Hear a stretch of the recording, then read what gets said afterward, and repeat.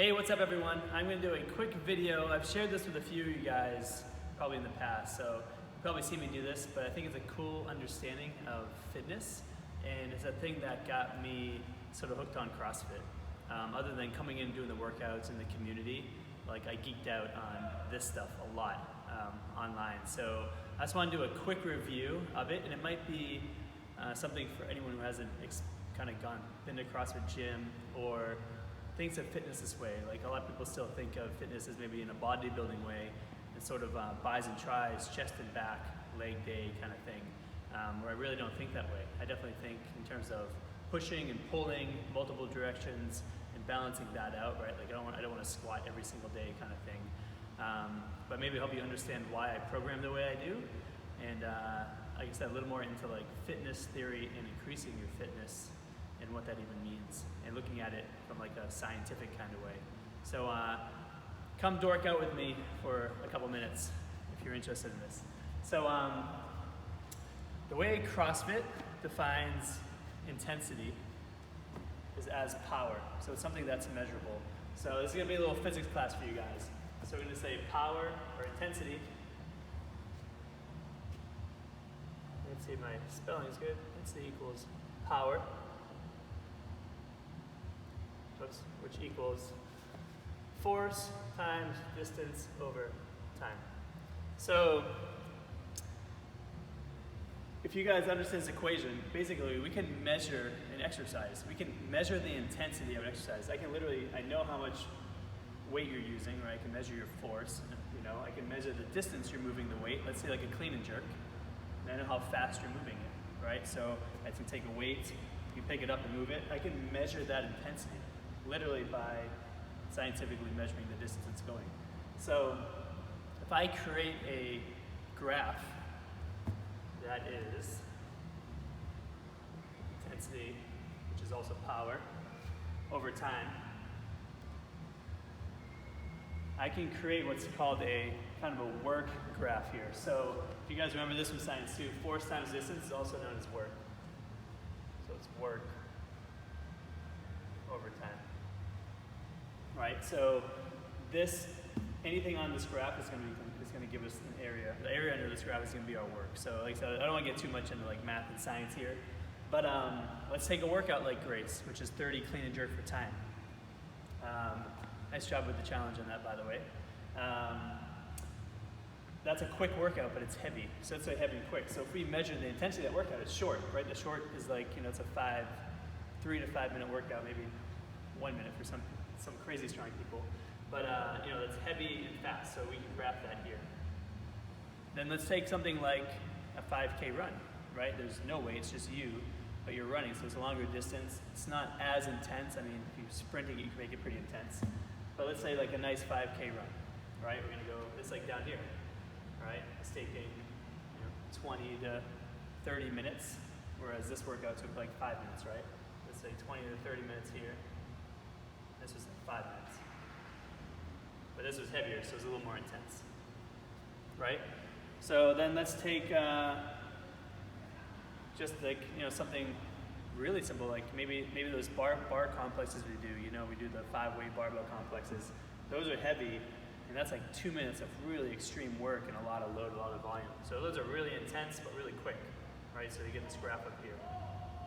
And then let's say we have our typical 15-minute AMRAP, where we run, we come in, we do burpees, and that's maybe like I said, like 15 minutes.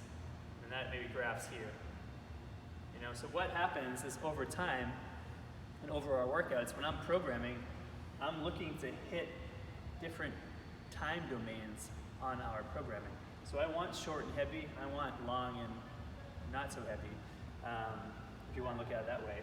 So I'm looking at basically creating your work capacity graph. So let's say we just took this in general, this would kind of create this graph, right? So the area under this graph, like I said, I don't want to get into any calculus, I can't do that stuff anymore either, but this is going to be your work capacity, right? That's this. All right, we just graph that out. So I literally can graph your fitness if we really wanted to. So now, like I said, when I program, I'm looking to create that graph. But how do I know you're getting better?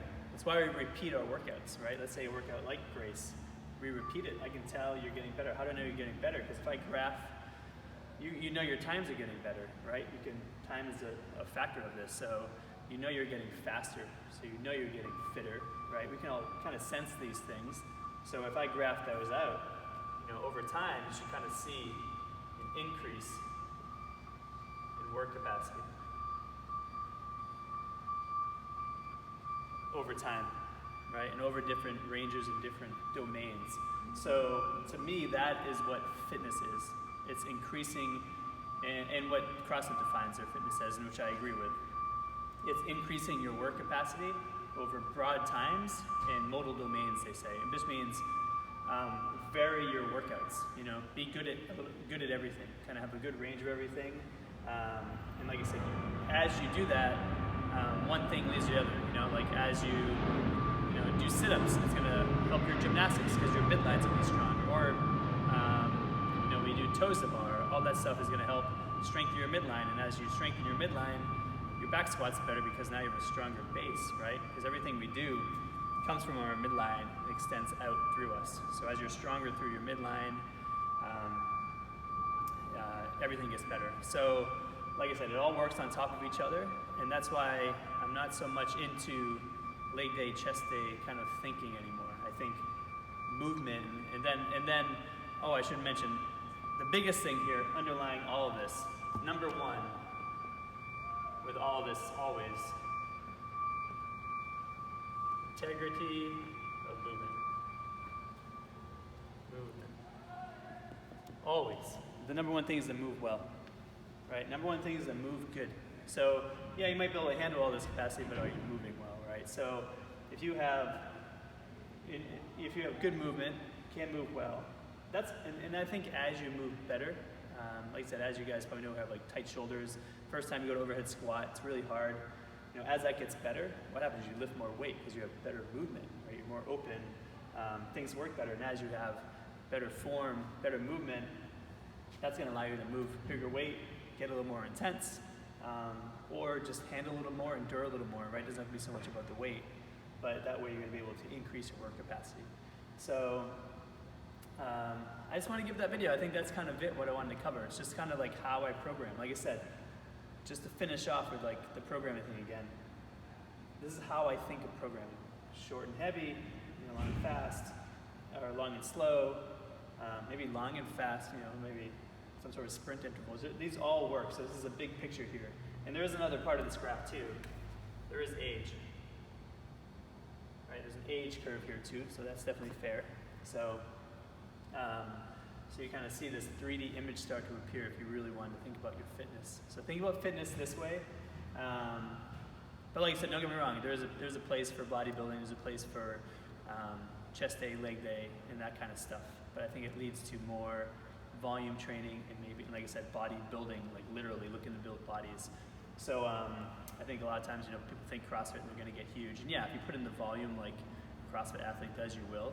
But in general, looking for general fitness and general purpose fitness where you're good at everything, where you can take what you learn here, you've done so many different movements, that you go skiing and you go try to learn a new thing, you maybe have a little more sensitivity to how to move and what to move. And that's how I look at fitness, that's how I look at programming, that's how I look at intensity and all this stuff. So I hope that helps and gives you guys something to chew on for a little bit.